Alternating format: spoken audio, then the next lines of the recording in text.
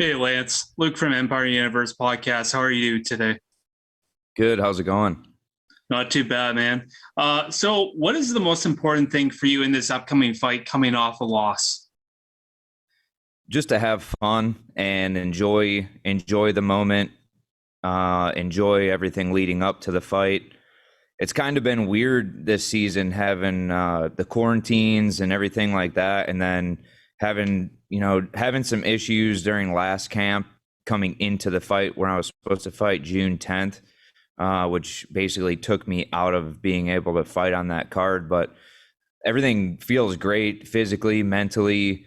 Coming in here and being able to get right to the weight cut and get into fight week feels like the old days where everything was kind of normal. So it's actually really nice, and having this opponent is it's actually the most motivated I've felt this year, to be completely honest, because I know Movaled's a guy that I respect as a fighter and as an opponent, and I know a little bit of his history of fighting because he's been with PFL since 2019.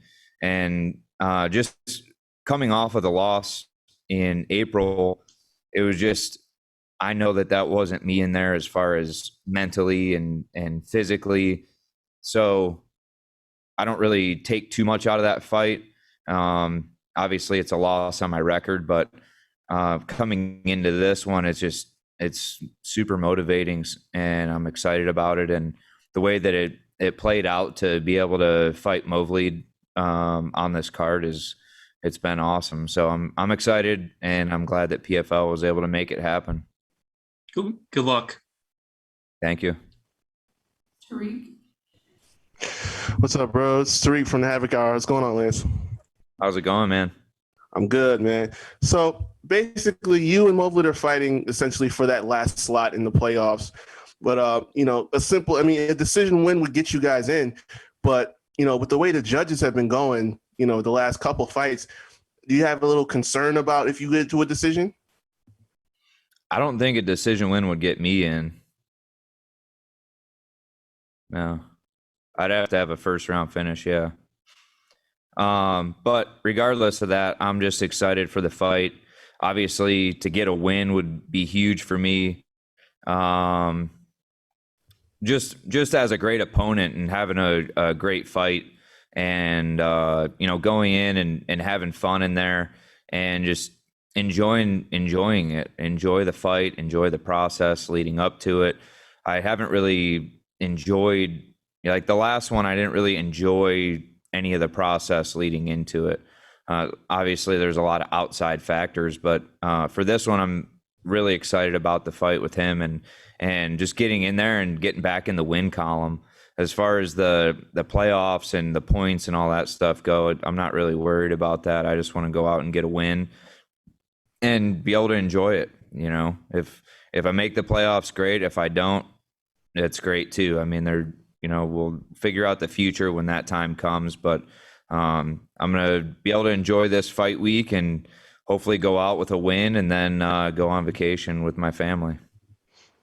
Awesome, man. Also, we talked about like the quarantine stuff like that, and having to miss the last fight. Has it been kind of frustrating to have all of this time off between having to be there 17 days to wait and then missing the last fight just to get into this one this week?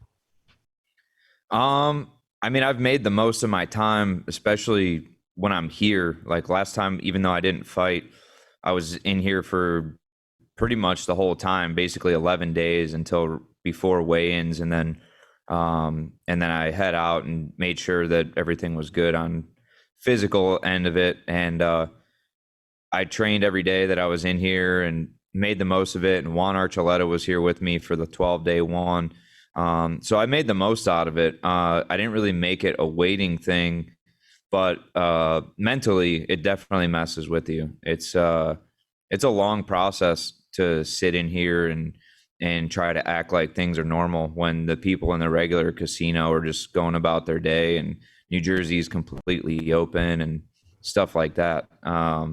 So it is definitely different now coming in and being here for fight week. And obviously, it's different when you quarantine. Until you've done it, you don't really understand it, I guess. Awesome, man. Well, good luck this week. Thank you. I appreciate it. Breeze.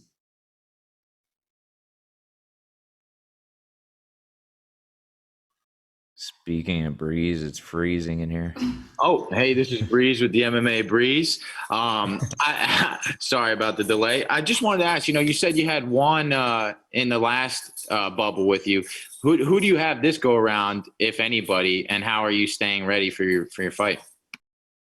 Yeah, Juan is on his way back. We were supposed to be here yesterday, but some flights and things got backed up. So he'll be here today and through the rest of this fight week. So super fortunate to have him with me the last time and this time, and it'll be good. He'll be here for basically like the last brunt of the weight cut with me, and all the hard training's done. I mean, I definitely, even though the fight didn't happen last time, physically I was fine. I just had to get checked out and make sure things were good from being on some antibiotics and things like that. So without getting in too much detail, I felt great and I was wanting to fight anyway, but they wanted it, obviously the fighter's safety and health comes first. So I'm excited they were able to reschedule me for this card, and everything's good to go. And I have an opponent that I'm actually excited to fight. So this is awesome. Awesome. We're looking forward to it. Good luck. Thank you. Dylan. Hey there, Lance. Appreciate you making some time. Thank you. I was just curious because I'd noticed that post on your Instagram about a week ago about the little Sour Patch Kid of yours turning 4 months old. So I wanted to wish a belated happy birthday there to Maya Rose. Thank you. And just as an extension of that, with like Father's Day just recently happening, you had the post about just how proud you are. Like, how much does that dynamic just even further galvanize your champion resolve heading into fights? It's been cool. I don't think that gives me, I'm pretty motivated, self-motivated, I guess you could say, but it just gives me a different reason to be excited for fights and be motivated to go out and perform. I don't know. I hear a lot of other people who are dads who, with daughters or sons who say that that's their main motivation and that's like the sole thing that keeps them going. But for this whole situation of the quarantines and the fight camp right after she was born, I didn't really have that time at home with her early on in her life. So I mean, even up till now, really, I mean, I go home on weekends during fight camp, and I was able to be home last weekend for Father's Day. But I think the motivation for me is more just that I'm excited to go home and be with her and kind of work into our relationship. She's just now getting to the point where she's very active and she can see, like, obviously on FaceTime, we're able to FaceTime a lot, and she knows who I am and knows my voice, knows my face. And it's crazy that I mean, even at 3 months, she was able to recognize me on FaceTime. It's like thinking of that in the 80s when I was a baby was insane for somebody to be that young and be able to recognize a face and a voice through a phone or iPad or computer is just crazy technology. But luckily we're able to do that. So I'm at least able to get, time with her through that until I'm done with this fight.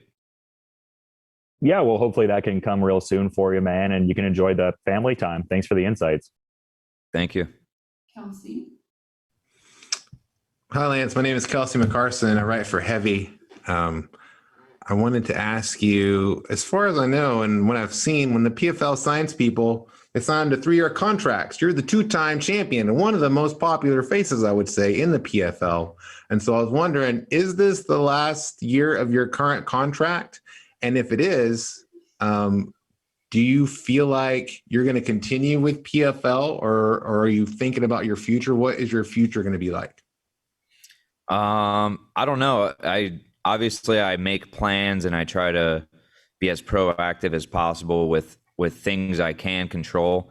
I believe this is the end of my contract as far as the seasons go. because the champion clause basically just extends it for the following year, which would have been last year technically. Okay. But it's this season being the third season. So basically going off of the contract after my 2019 season. So this is the last, I believe, season on my contract. And I don't know. We'll see. They brought in a lot of people from other organizations recently. So I guess it just depends, where their funds are and what they plan to do, whether they decide to keep me here or if I go look elsewhere. I really don't know. But I mean, I guess that's something that I'll have to start looking into right after this fight and figure it out. But in the near future is just focusing on this fight and this opponent, and then obviously whatever the outcome ends up being, whether there's a playoff for me or not, then I'll start diving into the old contract negotiations. Just a follow up to that. Sometime last year, I think, in a story in MMA fighting, you expressed that you felt like the relationship was beyond repair between you and the PFL. Has it been repaired? I don't think it's been repaired, to be honest. I don't think there was really an effort to repair it either. So I don't think that's, I mean, it's not something I've dwelled on, to be honest, but that's something that'll definitely come up if we do go into a negotiation to either extend or do a new contract. Okay. Best of luck to you. Thank you. Thank you. All right, Alex, Cage Side Press. Hey, Lance, it's Alex from K-Side Press. So you really haven't had to deal with opponent changes throughout your career. You've had a few in the last few weeks. Has that affected you at all? It's been weird. 2019, actually, the guy I was supposed to fight in the quarterfinals of the playoffs, he didn't make weight, so I ended up fighting Almeida for a third time. And then when Pineda popped for whatever it was after the semifinals of that same playoff, I ended up fighting Gilpin again. So I've had to deal with, I mean, those are familiar faces, but they were opponent changes nonetheless.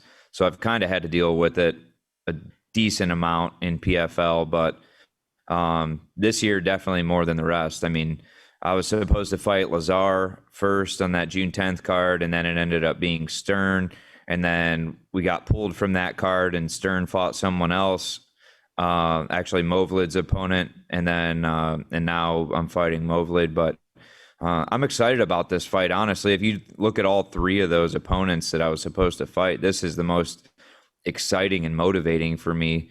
It's, to be honest, it's hard to fight somebody who, one, nobody really knows, or two, doesn't really get you motivated to go fight.